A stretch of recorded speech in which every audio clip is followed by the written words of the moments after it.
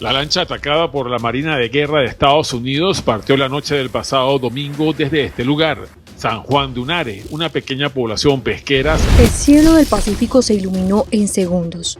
2 explosiones, 2 lanchas convertidas en fuego, 2 mensajes directos de Washington. En menos de 24 horas, Estados Unidos lanzó 2 ataques militares contra embarcaciones sospechosas frente a las costas de Colombia y Centroamérica. El Pentágono dijo que eran narcolanchas del cártel de Sinaloa, pero nadie ha mostrado pruebas. Ninguna cámara confirmó cargamentos, ni cuerpos, ni coordenadas exactas. Lo que rompe la dinámica es que siempre se ha hecho de común acuerdo con las armadas y esa es la básica de la cooperación internacional. Todo Estados Unidos y Colombia han trabajado en cooperación de interdicción durante más de 30 años y sencillamente Donald Trump de un plumazo borró la cooperación, ya no hay, digamos, esa cooperación y sencillamente son actos unilaterales. Ahora, lo que tampoco está muy claro es si realmente estos barcos llevaban o no, que ya hay muchas versiones sobre si realmente es un tema de disuasión para generar fuerza y temor.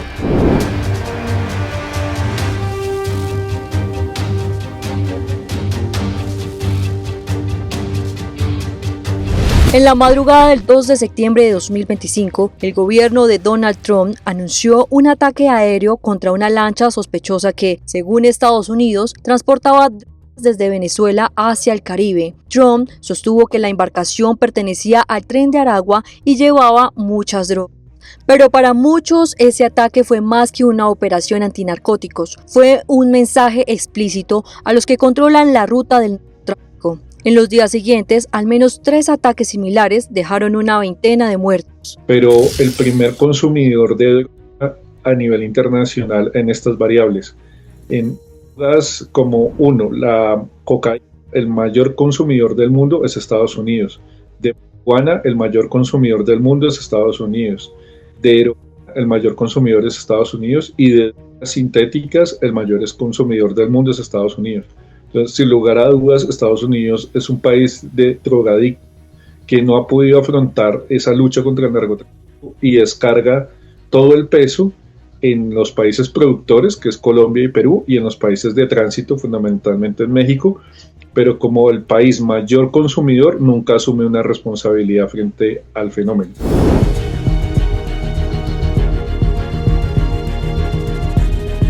El 19 de octubre de 2025, una nueva explosión volvió a encender la tensión.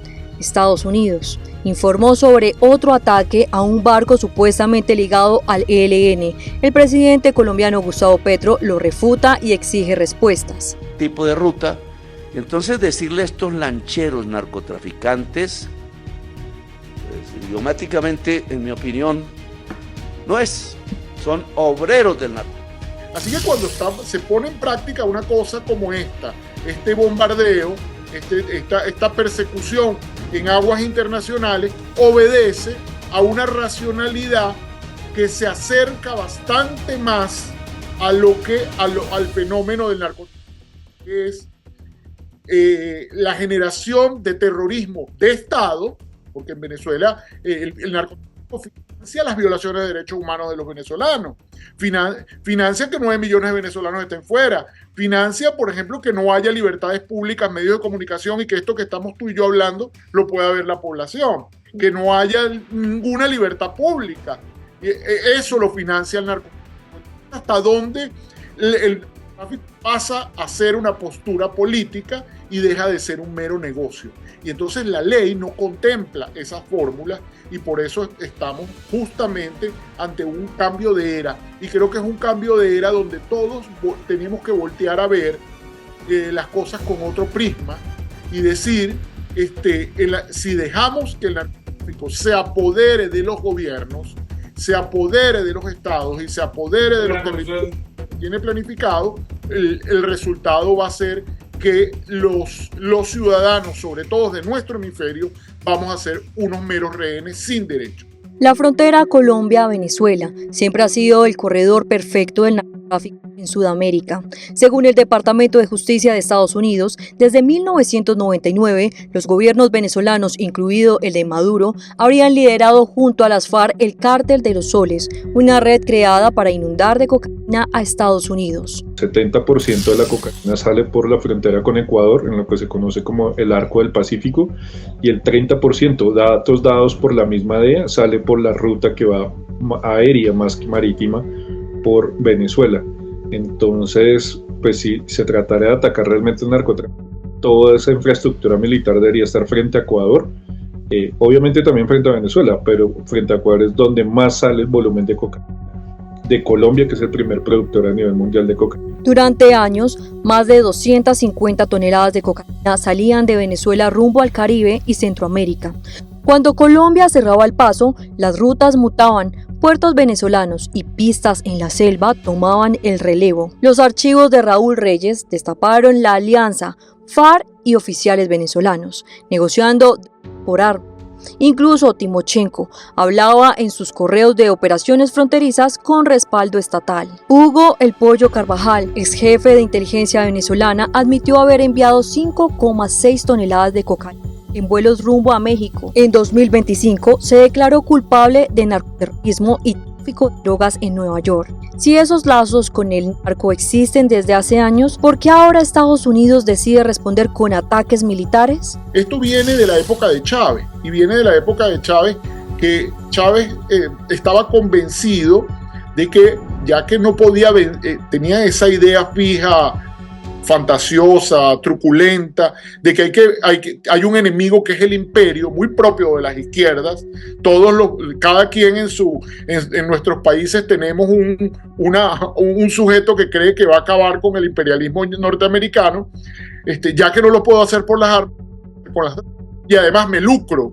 Y esa fue lo que ideó Chávez, y el Pollo Carvajal fue fundamental en esto. No solo el Pollo Carvajal está preso por eso, está preso Cliver Alcalá, que es un general de altísimo nivel y que fue, mano derecha de Hugo Chávez en la ideación de este plan y en la utilización de la frontera, sobre todo del estado Apure, que da con el Arauca colombiano, y del Catatumbo, para generar un corredor de drogas hacia el Caribe.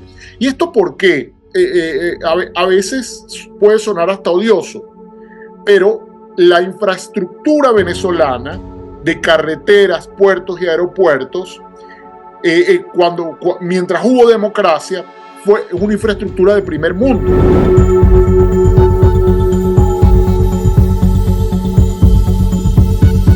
El Cártel de los Soles no es un cártel común, sino una red de militares y políticos venezolanos que habrían protegido rutas de narco. Su nombre viene de los soles que lucen los generales en sus uniformes.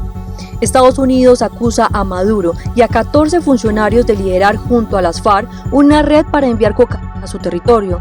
Tras la paz de 2016, muchas disidencias regresaron al negocio y hoy operan desde Venezuela, aliados con grupos locales. Por otro lado, los cárteles mexicanos, en especial el cártel de Sinaloa, hallaron en Venezuela un socio clave para abrir rutas marinas hacia Estados Unidos. Según el Tesoro estadounidense, el Cártel de los Soles habría brindado apoyo logístico y financiero al Tren de Aragua y a Sinaloa. Hoy es el cártel de Jalisco Nueva Generación, con los sucesores de Nemesio Ceguera Cervantes el Mencho, y el cártel de Jalisco con Iván Archibaldo y Alfredillo Guzmán Salazar, los hijos del Chapo Guzmán, quienes parece que tienen las manos del negocio, si no mundial, de mínimo el control de toda Latinoamérica.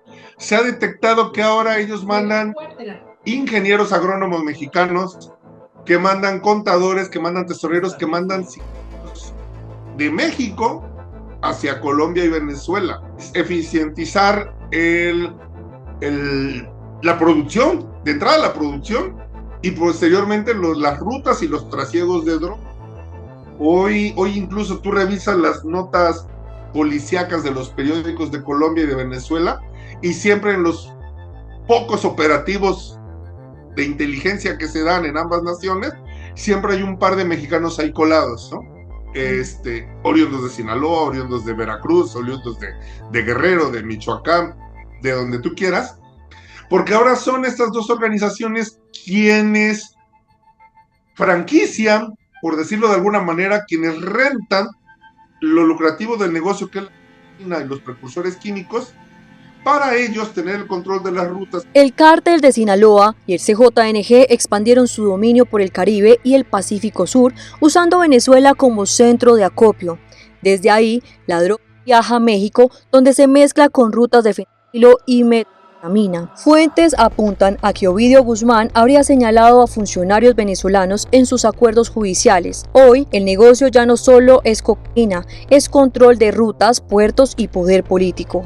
La cocaína no viaja en contenedores convencionales ni con escolta visible. La ruta está diseñada para el sigilo. Lanchas rápidas, go fast, embarcaciones ligeras que viajan entre el Caribe y las islas, con capacidad para evadir radares y controles. Barcos fantasmas, como la lancha atacada el 2 de septiembre, usada como punto final para entrega y explosión. Submarinos o semisumergibles, en zonas donde la vigilancia marítima no es tan densa. Pistas aéreas clandestinas, en la frontera selvática entre Colombia y Venezuela, usadas para vuelos cortos hacia Centroamérica o México. Redes terrestres complejas. Desde Colombia hay rutas que atraviesan el Catatumbo, Arauca, Guaviare y usan rutas cruzadas vía Venezuela. En 2004, el Departamento de Estado calculaba que ya 250 toneladas anuales cruzaban Venezuela rumbo al norte mediante mixturas marítimas y terrestres. Seguimos viendo que la cocaína siempre llega a su destino,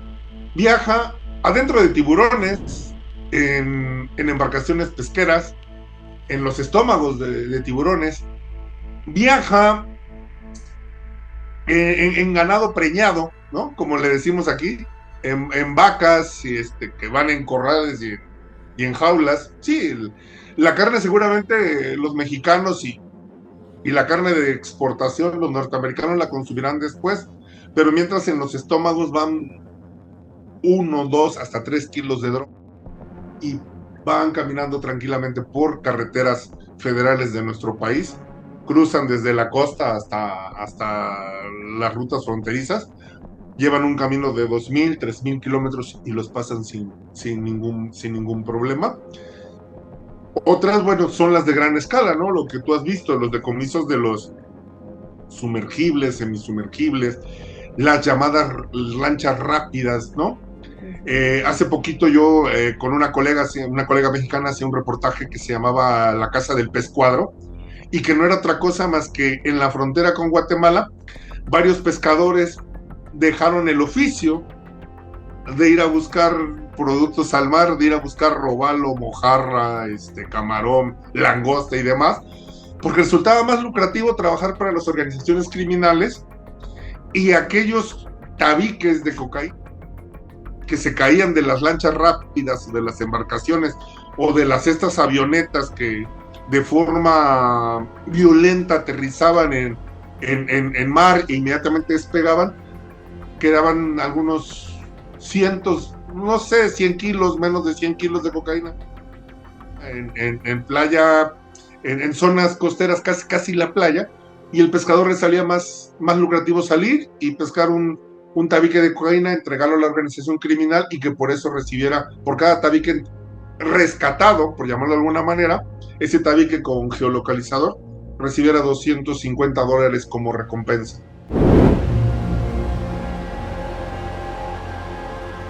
Traficantes usan la técnica drop-off, pick-up.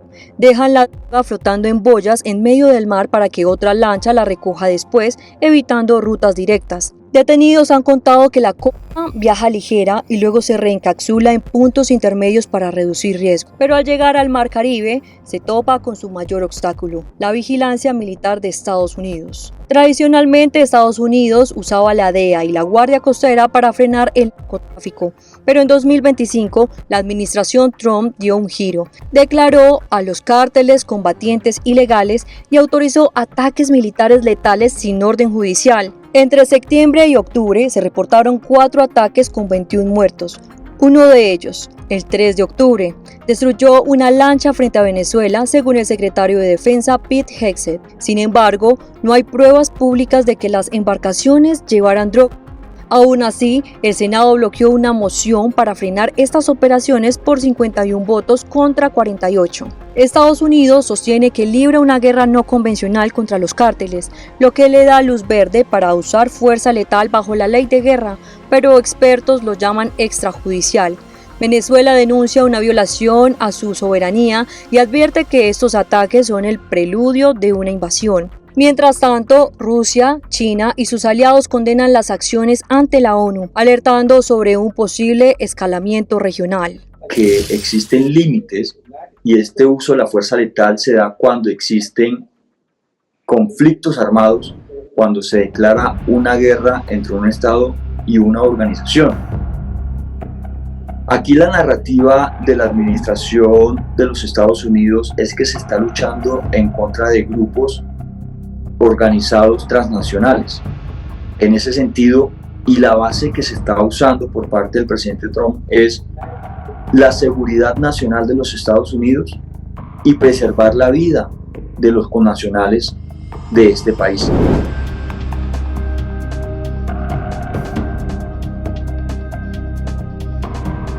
El gobierno de Maduro niega las acusaciones de narcotráfico y califica los ataques de Estados Unidos como una provocación imperialista. En respuesta, desplegó milicias civiles, reforzó las fronteras y asegura haber incautado más que nunca.